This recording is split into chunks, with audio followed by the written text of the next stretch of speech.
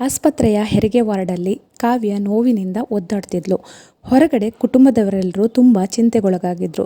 ಸ್ವಲ್ಪ ಹೊತ್ತಿನ ನಂತರ ಸಿಸ್ಟರ್ ಹೊರಗೆ ಬಂದು, ನಿಮ್ಮ ಮಗಳಿಗೆ ಗಂಡು ಮಗು ಆಯಿತು ಅಂತ ಮಗುವನ್ನು ಅವರ ಕೈಗೆ ಕೊಟ್ಟು ಹೋದ್ಲು. 1 ಗಂಟೆಯ ನಂತರ ಡಾಕ್ಟ್ರು ಹೊರಗೆ ಬಂದು, ಐ ಆಮ್ ಸಾರಿ, ನಾವು ನಿಮ್ಮ ಮಗಳನ್ನು ಉಳಿಸಿಕೊಳ್ಳೋದಕ್ಕೆ ಆಗುತ್ತಿಲ್ಲ.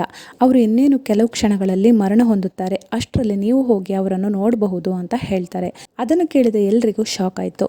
ತಕ್ಷಣ ಎಲ್ಲರೂ ಒಳಗಡೆ ಓಡಿ ಹೋದರು. ಕಾವ್ಯಳನ್ನು ಅವರು ನೋಡಿ ಮಾತಾಡಿಸುತ್ತಿರುವಾಗ ಉಸಿರು ನಿಲ್ಲಿಸಿದಳು. ನಂತರ ದೇಹವನ್ನು ಆಂಬ್ಯುಲೆನ್ಸ್ನಲ್ಲಿ ಮನೆಗೆ ತೆಗೆದುಕೊಂಡು ಬಂದರು. ಎಲ್ಲರೂ ತಾಳಲಾರದ ನೋವಿನಲ್ಲಿ ಇದ್ದರು.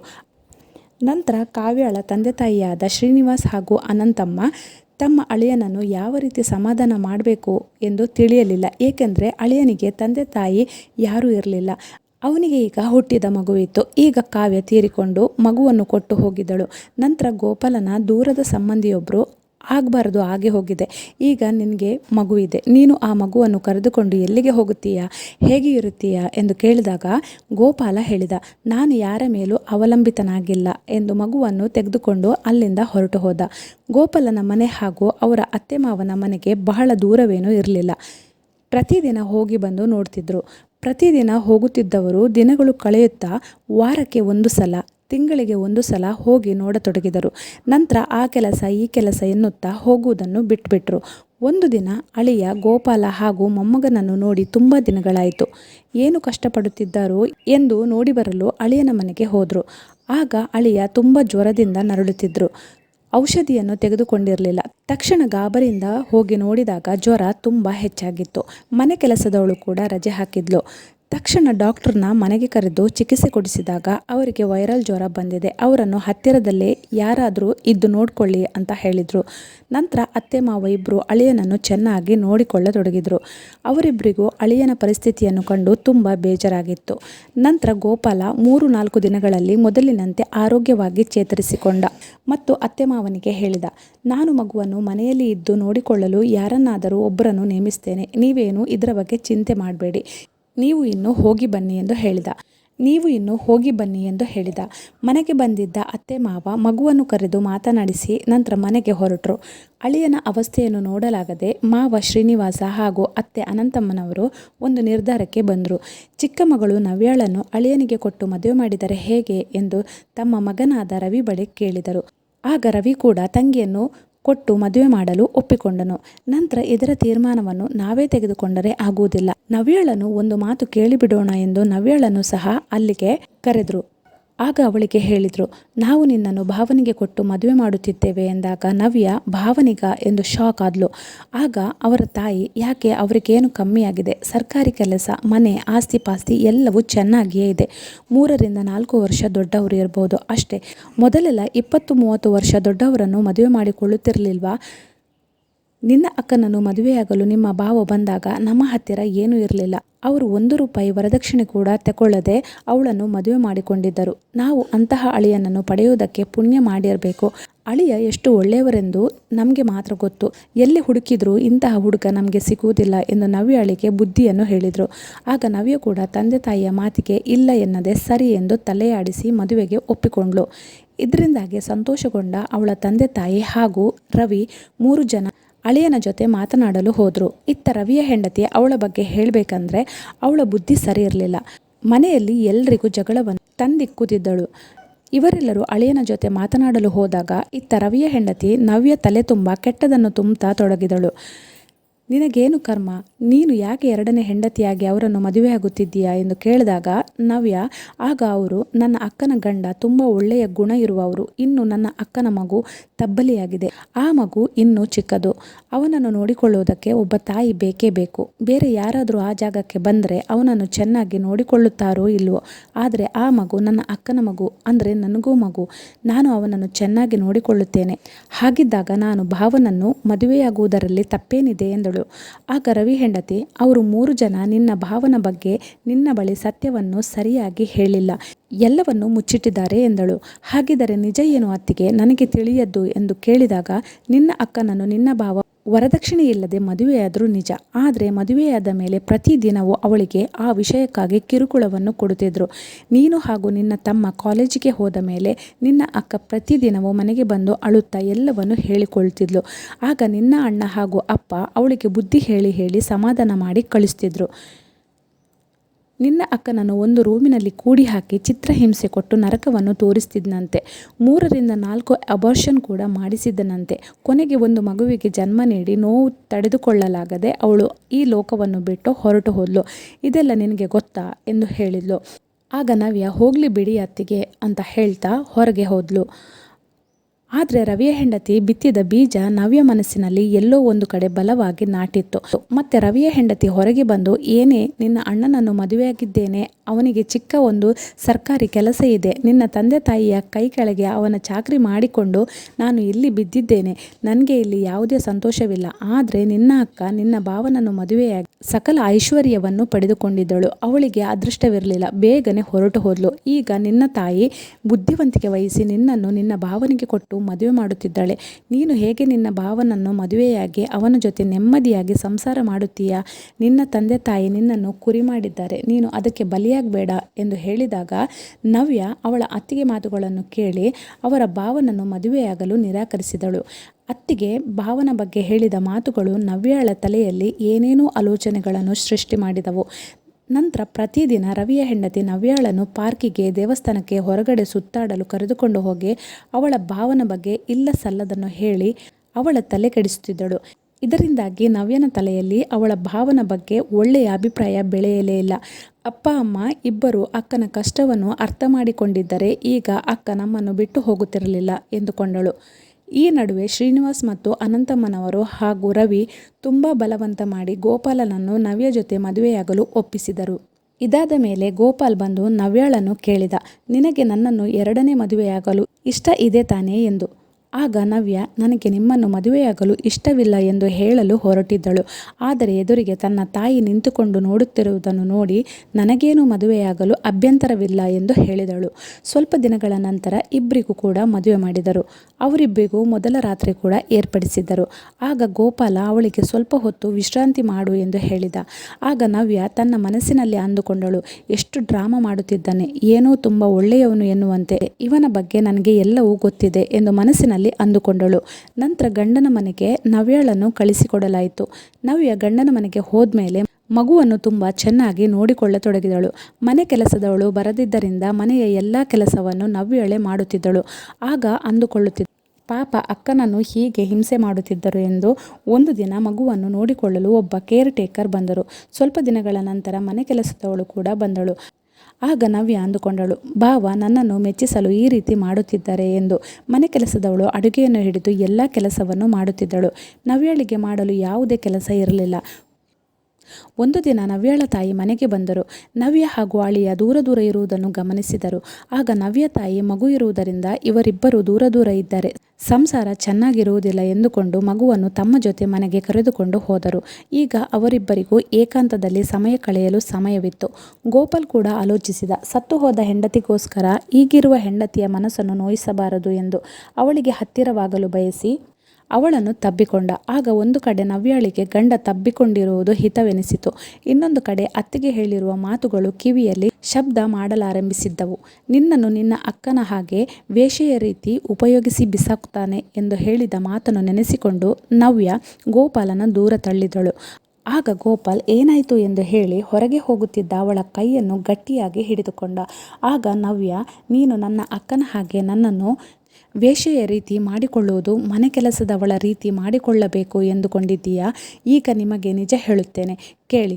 ನನಗೆ ನಿನ್ನನ್ನು ಮದುವೆಯಾಗುವುದೇ ಇಷ್ಟವಿರಲಿಲ್ಲ. ಆದರೆ ನನ್ನ ತಂದೆ ತಾಯಿ ಹಾಗೂ ಅಣ್ಣನ ಒತ್ತಡ ಮತ್ತು ಭಯದಿಂದ ನಾನು ನಿಮ್ಮನ್ನು ಮದುವೆಯಾಗಲು ಒಪ್ಪಿಕೊಂಡೆ. ನಿನಗೆ ಬೇಕಾಗಿರುವುದು ನನ್ನ ದೇಹ ಮಾತ್ರ ಅಲ್ಲವೇ? ಆದರೆ ಅದು ಎಂದಿಗೂ ಸಾಧ್ಯವಿಲ್ಲ. ಹಾಗೆ ಅದಕ್ಕೆ ನಾನು ಬಿಡುವುದಿಲ್ಲ. ನಿನ್ನ ವಶಕ್ಕೆ ನನ್ನನ್ನು ತೆಗೆದುಕೊಳ್ಳಲು ಆಗುವುದಿಲ್ಲ. ನಾನು ಎಂದಿಗೂ ನಿನ್ನ ಗುಲಾಮಳಾಗುವುದಿಲ್ಲ ಎಂದು ಬಾಯಿಗೆ ಬಂದಂತೆ ಬೈತಾ ಅವನಿಗೆ ಒಂದು ಮಾತನಾಡಲು ಅವಕಾಶವನ್ನು ಕೊಡದೆ ಮಾತನಾಡುತ್ತಿದ್ದಳು. ಅವಳ ಮಾತಿನಿಂದ ಗೋಪಾಲನಿಗೆ ಒಮ್ಮೆಗೆ ಸಿಡಿಲು ಬಡಿದಂತಾಗಿತ್ತು. ಆವತ್ತಿನಿಂದ ಗೋಪಾಲ್ ಅವಳ ಜೊತೆ ಮಾತನಾಡುವುದನ್ನು ಬಿಟ್ಟುಬಿಟ್ಟ. ಅಲ್ಲದೆ ಬೇರೆ ರೂಮಿನಲ್ಲಿ ಹೋಗಿ ಮಲಗುತ್ತಿದ್ದ. ಕೊನೆ ಪಕ್ಷ ಅವಳನ್ನು ಕಣ್ಣೆತ್ತಿ ನೋಡುವುದನ್ನು ಕೂಡ ಬಿಟ್ಟು ಬಿಟ್ಟಿದ್ದ. ಹೀಗೆ 4 ತಿಂಗಳು ಕಳೆದ ನಂತರ ಮಗುವನ್ನು ತನ್ನ ತಾಯಿಯ ಮನೆಗೆ ಹೋಗಿ ಕರೆದುಕೊಂಡು ಬಂದಳು ನವ್ಯ. ಅಳಿಯ ಹಾಗೂ ಮಗಳು ಇಬ್ಬರು ಒಂದಾಗಿದ್ದಾರೆ, ಸಂತೋಷದಿಂದ ಜೀವನ ಮಾಡುತ್ತಿದ್ದಾರೆ ಎಂದು ಅನಂತಮ್ಮನವರು ಅಂದುಕೊಂಡಿದ್ದರು. ಗೋಪಾಲ್ ಮಗುವನ್ನು ಅಷ್ಟಾಗಿ ಮುದ್ದಾಡುತ್ತಿರಲಿಲ್ಲ. ಆಗ ನವ್ಯ, ಓಹೋ, ನನ್ನ ಅಕ್ಕನಿಗೆ ಹುಟ್ಟಿದ ಮಗುವಲ್ಲವೇ, ಅದಕ್ಕೆ ಅವನನ್ನು ಇವನು ಎತ್ತಿಕೊಳ್ಳುವುದಿಲ್ಲ ಎಂದುಕೊಳ್ಳುತ್ತಿದ್ದಳು. ನವ್ಯ ತನ್ನ ರೂಮಿನ ಬಾಗಿಲನ್ನು ಭದ್ರವಾಗಿ ಹಾಕಿಕೊಳ್ಳುತ್ತಿದ್ದಳು. ಎಲ್ಲಿ ಗೋಪಾಲ್ ನನ್ನನ್ನು ಏನಾದರೂ ಮಾಡಿಬಿಡುತ್ತಾನೆ ಎನ್ನುವ ಭಯ ಇತ್ತು ಅವಳಿಗೆ. ಸ್ವಲ್ಪ ದಿನಗಳು ಹೀಗೆ ಇಬ್ಬರ ಮಧ್ಯೆ ಮುನಿಸು ಮುಂದುವರಿಯಿತು. ಮಗು ಕೂಡ ದೊಡ್ಡದಾಗಿ ಓಡಾಡಲು ಶುರು ಮಾಡಿತ್ತು. ಇವರ ಮದುವೆಯಾಗಿ ಹತ್ತಿರ 1 ವರ್ಷವಾಗುತ್ತಾ ಬಂದಿತ್ತು. ಒಂದು ದಿನ ಮಗು ಆಟವಾಡುತ್ತಾ ಮನೆಯ ಕಬೋರ್ಡ್ ಮತ್ತು ಡ್ರಾಯರ್ ಒಳಗೆ ಇದ್ದ ವಸ್ತುಗಳನ್ನು ತೆಗೆದು ಹೊರಗೆ ಹಾಕುತ್ತಿದ್ದ. ಕಬೋರ್ಡ್ ಒಳಗೆ ಇದ್ದ ಒಂದು ಪುಸ್ತಕವನ್ನು ಹೊರಗೆ ತೆಗೆದು ಅದರಲ್ಲಿದ್ದ ಹಾಳೆಗಳನ್ನು ಅರಿಯುತ್ತಾ ಆಟವಾಡುತ್ತಿತ್ತು. ಅದನ್ನು ನೋಡಿದ ನವ್ಯ, ಅಯ್ಯೋ ದೇವರೇ, ಏನಾದರೂ ಒಂದು ಮಾಡ್ತಾನೆ ಇರ್ತೀಯ ನೀನು ಎಂದು ಮಗುವಿಗೆ ಮುದ್ದಾಗಿ ಬೈಯುತ್ತಾ ಹಾಳೆಗಳನ್ನು ಎತ್ತಿಕೊಳ್ಳುತ್ತಿರುವಾಗ ಕಾಗದದಲ್ಲಿ ತನ್ನ ಅಕ್ಕನ ಬರವಣಿಗೆ ಇರುವುದನ್ನು ನೋಡಿದಳು. ಅದರಲ್ಲಿ ನನಗೆ ಈ ಮದುವೆ ಇಷ್ಟ ಇಲ್ಲ ಎನ್ನುವ ಹೆಡ್ಡಿಂಗ್ ಲೈನ್ ಅನ್ನು ನೋಡಿ ಗಾಬರಿಗೊಂಡು ಎಲ್ಲ ಪೇಪರ್ಸ್ಗಳನ್ನು ಆಯ್ದುಕೊಂಡು ರೂಮಿನೊಳಗೆ ಹೋದಳು. ನಂತರ ಆ ಡೈರಿಯನ್ನು ತೆಗೆದುಕೊಂಡು ಎಲ್ಲ ಹಾಳೆಗಳನ್ನು ಸರಿಯಾಗಿ ಜೋಡಿಸಿ ಓದತೊಡಗಿದಳು. ನನ್ನ ತಂದೆ ಒಬ್ಬ ಸರ್ಕಾರಿ ಕೆಲಸಗಾರ. ನನ್ನ ತಾಯಿಯನ್ನು ಮದುವೆಯಾಗಿ ನನ್ನ ಅಣ್ಣ ಹಾಗೂ ನಾನು ಹುಟ್ಟಿದೆವು. ಇಷ್ಟಕ್ಕೆ ಸಾಕು ಎನ್ನುವುದನ್ನು ಬಿಟ್ಟು ದರಿದ್ರ ಎನ್ನುವಂತೆ ಒಬ್ಬ ತಂಗಿ ಹಾಗೂ ಒಬ್ಬ ತಮ್ಮ ಹುಟ್ಟಿಸಿ 4 ಮಕ್ಕಳು ಆದೆವು. ಅಷ್ಟೇ ಅಲ್ಲದೆ ಹೆಣ್ಣು ಮಕ್ಕಳು ಹಾಗಿರಬೇಕು, ಹೀಗಿರಬೇಕು, ಹೊರಗೆ ಹೋಗಬಾರ್ದು ಎನ್ನುವ ಅವರದೇ ಆದ ಸಿದ್ಧಾಂತವನ್ನು ಹೊರಡಿಸಿದ್ದರು. ತಂದೆ ತಾಯಿಯ ಪ್ರೀತಿ ಕೇವಲ ಗಂಡು ಮಕ್ಕಳಿಗೆ ಮಾತ್ರ ಇತ್ತು, ಹೆಣ್ಣು ಮಕ್ಕಳ ಮೇಲೆ ಇರಲಿಲ್ಲ. ಇವರ ಎಲ್ಲ ನಿಬಂಧನೆಗಳಲ್ಲಿ ಬದುಕಲು ನನಗೆ ಇಷ್ಟವಿಲ್ಲ. ಅಣ್ಣನಿಗೆ ಅತ್ತಿಗೆಯನ್ನು ಕೊಟ್ಟು ಮದುವೆ ಮಾಡಿದರು. ಆದರೆ ಅವಳು ಅಣ್ಣನಿಗೆ ಸರಿಯಾದ ಜೋಡಿಯಲ್ಲ. ಇನ್ನು ನನ್ನ ವಿಷಯ ಹೇಳಬೇಕೆಂದರೆ, ಕಾಲೇಜಿನಲ್ಲಿ ಓದುತ್ತಿರುವಾಗ ಪ್ರಭು ಎನ್ನುವ ಹುಡುಗನ ಜೊತೆ ನನ್ನ ಸ್ನೇಹವಾಯಿತು. ನಂತರ ಸ್ನೇಹ ಪ್ರೀತಿಯಾಗಿ ತಿರುಗಿತು. ಕಾಲೇಜು ಕೂಡ ಮುಗಿಯುತ್ತಾ ಬಂದಿತ್ತು. ಒಂದು ದಿನ ಮನೆಗೆ ಬಂದು, ಪ್ರಭು ಹಾಗೂ ನಾನು ಪ್ರೀತಿಸುತ್ತಿದ್ದೇವೆ, ಅವರ ಜೊತೆ ನನ್ನ ಮದುವೆ ಮಾಡಿಕೊಡಿ ಎಂದು ತಂದೆ ತಾಯಿಗೆ ಹೇಳಬೇಕು ಎಂದುಕೊಂಡೆ. ಅಷ್ಟರಲ್ಲಿ ಅಮ್ಮ ಬಂದು ನನ್ನ ಬಾಯಲ್ಲಿ ಸ್ವೀಟ್ ಇಟ್ಟಳು. ನೀನು ತುಂಬ ಅದೃಷ್ಟವಂತೆ. ನೋಡಲ್ಲಿ ಗೋಪಾಲ್ ಎನ್ನುವ ಹುಡುಗ ಸರ್ಕಾರಿ ಕೆಲಸದಲ್ಲಿದ್ದಾನೆ. ಅವನು ನಿನ್ನನ್ನು ನೋಡಿ ಒಪ್ಪಿಕೊಂಡಿದ್ದಾನೆ. ವರದಕ್ಷಿಣೆಯನ್ನು ಕೇಳಲಿಲ್ಲ. ತುಂಬ ಆಸ್ತಿ ಇದೆ. ತಂದೆ ತಾಯಿ ಇಲ್ಲ, ಅಕ್ಕ ತಂಗಿಯರಿಲ್ಲ. ನೀನೇ ಅವನಿಗೆ ಎಲ್ಲ. ಅವರನ್ನು ಮದುವೆಯಾಗಲು ಒಪ್ಪಿಕೊಳ್ಳಮ್ಮ ಎಂದು ಹೇಳಿದರು. ನಂತರ ಗೋಪಾಲ್ ಮನೆಗೆ ಬಂದು, ಕಾವ್ಯ, ಈ ಮದುವೆಯಾಗಲು ನಿನಗೆ ಒಪ್ಪಿಗೆ ಇದೆಯೇ ಎಂದು ಕೇಳಿದಾಗ ಅಪ್ಪ ಅಮ್ಮನ ಎದುರು ಒಪ್ಪಿಗೆ ಇದೆ ಎಂದು ಹೇಳಿದಳು ಕಾವ್ಯ.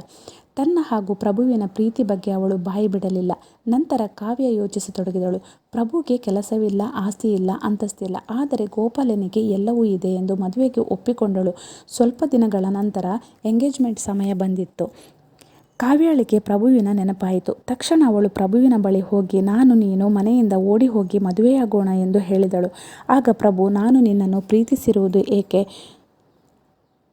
ನಾನು ನನ್ನ ತಾಯಿಗೆ ಹೇಳಿ ಒಪ್ಪಿಸಿದ್ದೇನೆ. ನಿನ್ನ ತಂದೆ ಹಾಗೂ ಅಣ್ಣ ಸರ್ಕಾರಿ ಕೆಲಸದಲ್ಲಿದ್ದಾರೆ. ನನ್ನ ತಾಯಿ ನಿನ್ನನ್ನು ಮದುವೆ ಮಾಡಿಕೊಳ್ಳಲು ಕೆಲಸವನ್ನು ನಿಮ್ಮ ತಂದೆ ಹತ್ತಿರ ಒಂದು ಸೈಟು ಲಕ್ಷಗಟ್ಟಲೆ ದುಡ್ಡು ಕೇಳಬೇಕು ಎಂದುಕೊಂಡಿದ್ದಾರೆ.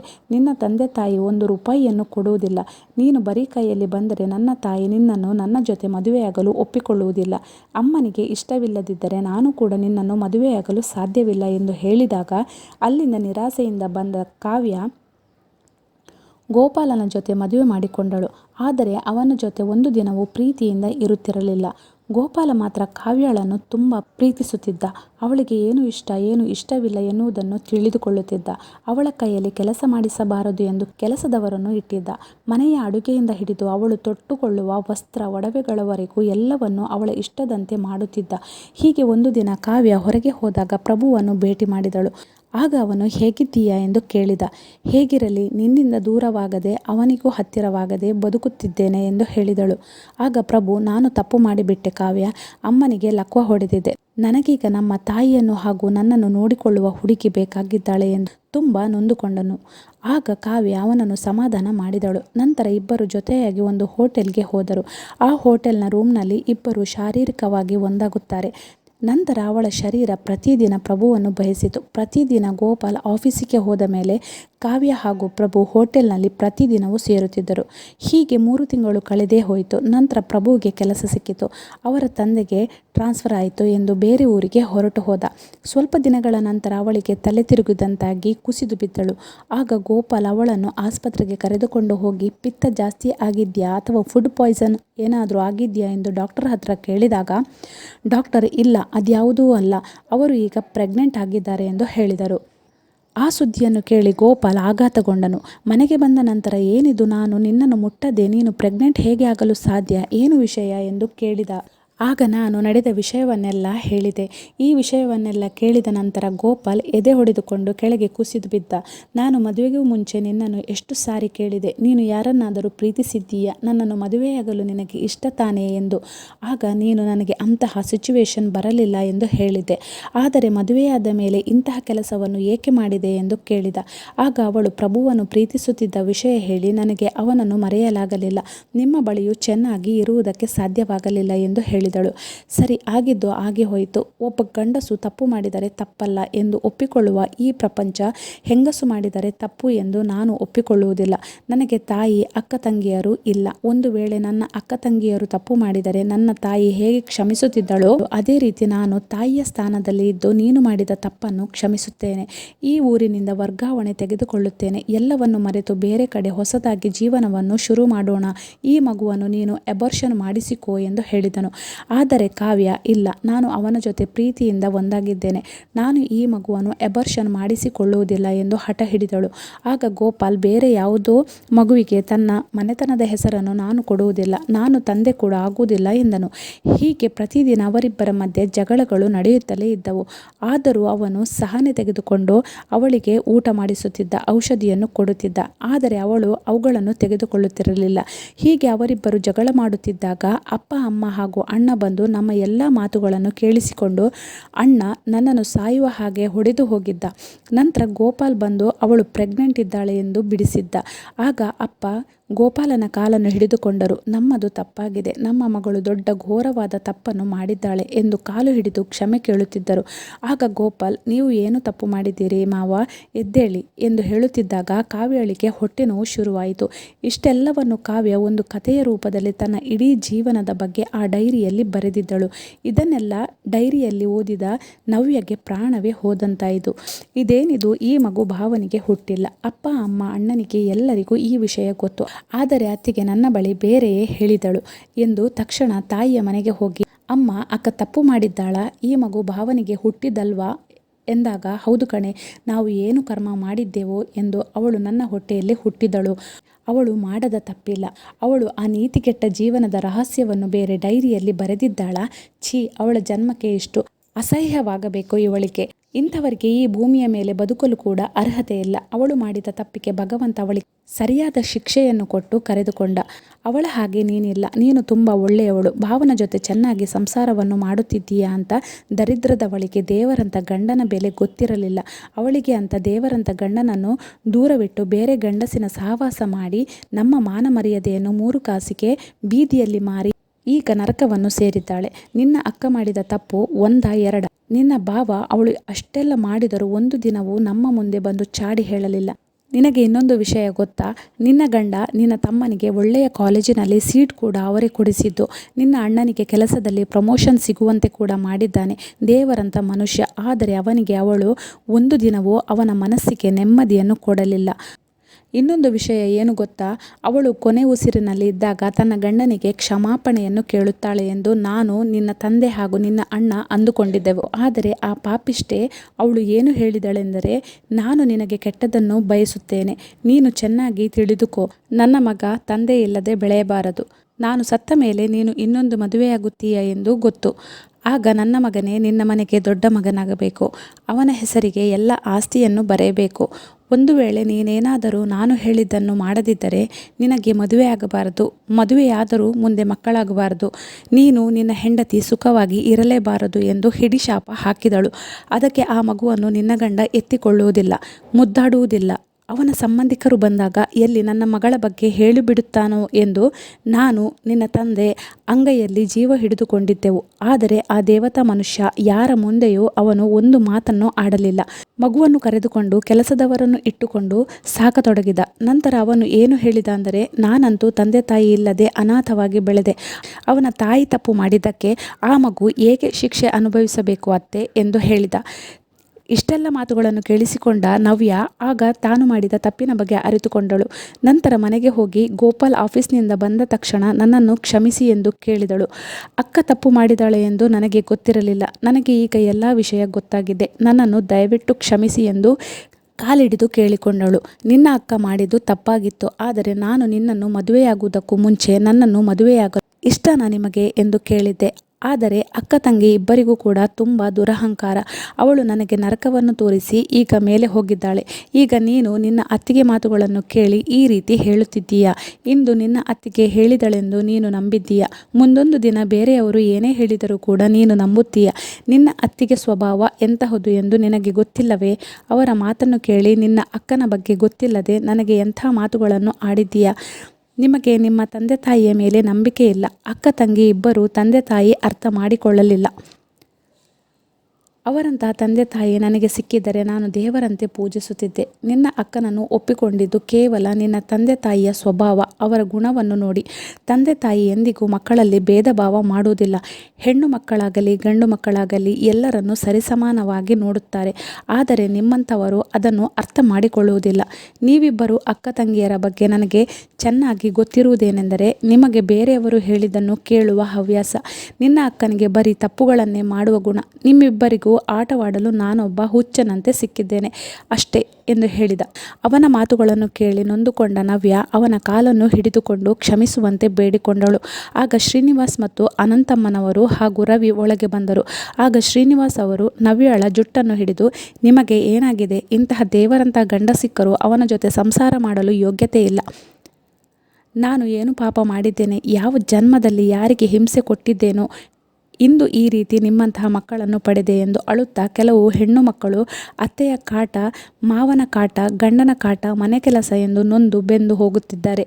ಅಂತಹ ಹೆಣ್ಣು ಮಕ್ಕಳಿಗೆ ದೇವರು ಒಳ್ಳೆಯ ಗಂಡನನ್ನು ಕೊಡುವುದಿಲ್ಲ. ನಿಮ್ಮಂತಹ ಹೆಣ್ಣು ಮಕ್ಕಳಿಗೆ ಒಳ್ಳೆಯ ಗಂಡನನ್ನು ಕೊಟ್ಟರೂ ಅರ್ಥ ಮಾಡಿಕೊಳ್ಳದೆ ಸೊಕ್ಕಿನಿಂದ ಮೆರೆದಾಡುತ್ತಿದ್ದೀರಿ.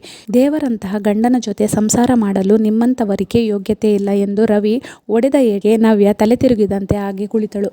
ಆಗ ಗೋಪಾಲ್ ಅವನನ್ನು ತಡೆದು, ಆಗ ರವಿ, ಬಿಡಿ ಬಾವ, ನನ್ನನ್ನು ಬಿಟ್ಟು ಬಿಡಿ. ಇವಳ ಜೊತೆ ನಿಮಗೆ ನಾನು ಡೈವೋರ್ಸ್ ಕೊಡಿಸಿ ನಾನು ನಿಂತು ಒಳ್ಳೆಯ ಹುಡುಗಿಯನ್ನು ಹುಡುಕಿ ನಿಮಗೆ ಮದುವೆ ಮಾಡುತ್ತೇನೆ ಎಂದನು. ಆಗ ನವ್ಯ, ನನ್ನ ಗಂಡನನ್ನು ನಾನು ಯಾರಿಗೂ ಬಿಟ್ಟುಕೊಡುವುದಿಲ್ಲ ಎಂದಳು. ನಾನು ಅವರನ್ನು ಕ್ಷಮೆ ಕೇಳುತ್ತಿದ್ದೇನೆ. ನನ್ನ ಸಂಸಾರವನ್ನು ನಾನು ಸರಿ ಮಾಡಿಕೊಳ್ಳುತ್ತೇನೆ ಎಂದಳು. ಮತ್ತೆ ಎದ್ದು ಗಂಡನ ಕಾಲನ್ನು ಹಿಡಿದುಕೊಂಡು, ಯಾರಿಗೂ ಹುಟ್ಟಿದ ಮಗುವಿಗೆ ತಂದೆಯ ಸ್ಥಾನವನ್ನು ನೀವು ನೀಡಿದ್ದೀರಾ. ನಿಮ್ಮ ಮನೆತನದ ಹೆಸರನ್ನು ಕೊಟ್ಟಿದ್ದೀರಾ. ಅದೇ ರೀತಿ ನನ್ನನ್ನು ಕೂಡ ಕ್ಷಮಿಸಿಬಿಡಿ. ನನ್ನನ್ನು ದೂರ ಮಾಡಬೇಡಿ. ನನ್ನ ಅಕ್ಕ ಮಾಡಿದ ತಪ್ಪಿಗೆ ನನಗೆ ಶಿಕ್ಷೆ ಕೊಡಬೇಡಿ ಎಂದು ಗೋಳಾಡಿ ಬೇಡಿಕೊಂಡಾಗ ಗೋಪಾಲ್ ಕೂಡ ಅವಳನ್ನು ಕ್ಷಮಿಸಿದ. ಸ್ವಲ್ಪ ದಿನಗಳ ನಂತರ ನವ್ಯಗೂ ಕೂಡ ಒಂದು ಗಂಡು ಮಗು ಆಯಿತು. ಈಗ ಅವರಿಬ್ಬರು ಮಕ್ಕಳ ಜೊತೆ ಸಂತೋಷವಾಗಿದ್ದಾರೆ. ಕೆಲವೊಮ್ಮೆ ಕಣ್ಣಾರೆ ಕಂಡರೂ ಕೆಲವೊಂದು ಸಾರಿ ಎಷ್ಟೋ ತಪ್ಪುಗಳಾಗುತ್ತವೆ. ಹಾಗಿದ್ದಾಗ ಬೇರೆ ಯಾರು ಹೇಳಿದ ಮಾತುಗಳನ್ನು ನಾವು ಕೇಳಬಾರದು. ಇದರಿಂದ ನಾಶವಾಗುವುದು ನಮ್ಮ ಜೀವನವೇ. ಈ ಕತೆ ನಿಮಗೆ ಇಷ್ಟ ಆಗಿದ್ರೆ ನಮ್ಮ ಚಾನಲ್ಗೆ ಸಬ್ಸ್ಕ್ರೈಬ್ ಮಾಡಿ, ಲೈಕ್ ಮಾಡಿ, ಹಾಗೆ ಶೇರ್ ಮಾಡಿ.